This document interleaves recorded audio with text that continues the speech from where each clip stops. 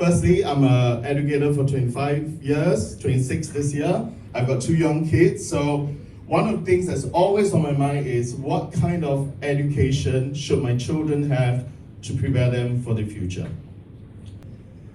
Today, I'm going to tell you, after 26 years, quite often when people ask me, and recently an investor asked me, Eugene, if I give you money and start a school, what kind of school would you want your school to look like? And I said something along these lines. So tonight, I'm going to share with you my thoughts. F stands for fearless adaptability. Quite often we talk about adaptability, people think about flexibility. Not quite the yoga kind of flexibility, okay, but flexibility of being able to do things differently. I define adaptability as a trained response towards uncertainty. I say that again. In my school, we define it as a trained response to uncertainty. Because I believe we can train people to become adaptable, okay?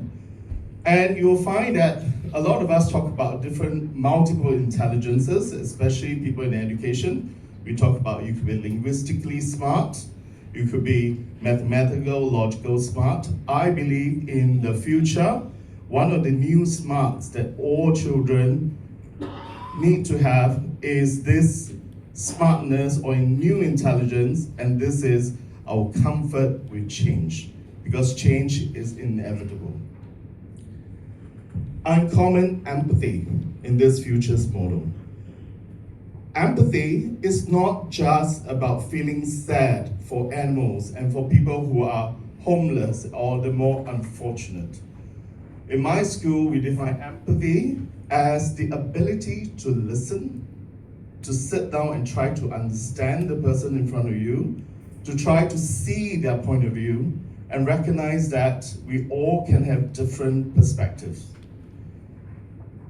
And empathy is about being able to build connection, being able to collaborate, and being able to coexist with people, even in the most uncomfortable context, because connection is always better than competition. Technological wisdom. How many of you consider yourself quite tech savvy?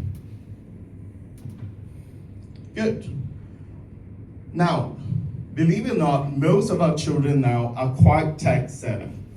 At least with their posterity. Have you noticed? Young kids are really good at this, but when you ask them to grip a pencil, okay. Now, so in this new future, what we need to pay attention to is not their access to technology, but actually whether they're able to use it properly. Whether they know when to use it, when not to use it, okay? That's important. And I think we will meet this new intelligence of teaching kids about that. The important thing about technology is that while we coexist with it, we need to learn to master it without being mastered by it. All right? If you look at today's world, a lot of people are fearing that, oh, the students are going to copy answers from ChatGPT. I see many of you nodding your heads, right? Or a lot of bosses are going to say, oh, I'm not going to pay this person, and all they do is feed ChatGPT some prompts, and then they end up writing the business reports, right? However, I think this is where you need to take a step back to think about, then the fundamental problem here is the task that you're selling. If the task you're selling is one that is merely regurgitating facts and information, then of course, ChatGPT can actually replace that very laborious task, isn't it? Unshakable integrity. Integrity is about knowing who you are, knowing what defines you. These are your moral non-negotiables, isn't it?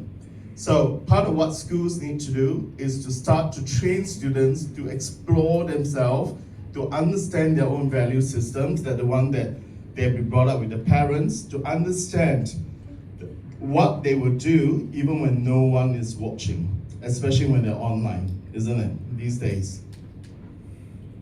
Relentless resilience. Now, we all will fail, inevitably, and especially in the future where we don't know what to expect.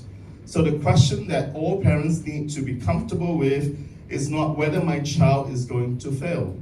They will, and they will probably fail multiple times, and again. But the important thing is, for those of us who have learned physics, you learn that there's this thing called kinetic potential energy. So like the ball that is being hit hard, how do they bounce back? And do they bounce back quickly? And do they bounce back higher, better, stronger? So our job is to give these kids that potential kinetic energy for them to bounce back when they fall. Expressive communication. Now, we live in a world today where ideas are aplenty. In this very crowded space where lots of people are telling you fantastic ideas, I believe that what would define success are not necessarily always the best ideas, but those ideas that ultimately get communicated well, right? We heard from Jillian just now. How many of you got her message and got her message strongly? How many of you think that that message is going to haunt you for a long time? Where's Jillian? Yeah. Look at what you've done. You haunted us tonight with that idea. But it's because she has communicated the idea well. She's probably not the first person to tell you that you can find love outside of your own family. But the way she spoke tonight made me want to cry at the back, made me want to give her a big hug, and will make me want to go home and give my family a big hug. And this is exactly this point that I'm making.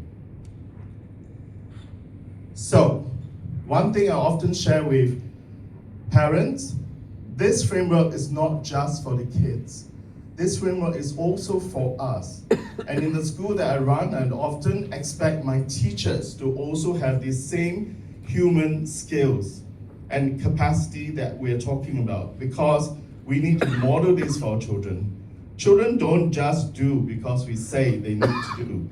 They actually become who we want them to become, who we expect them to be.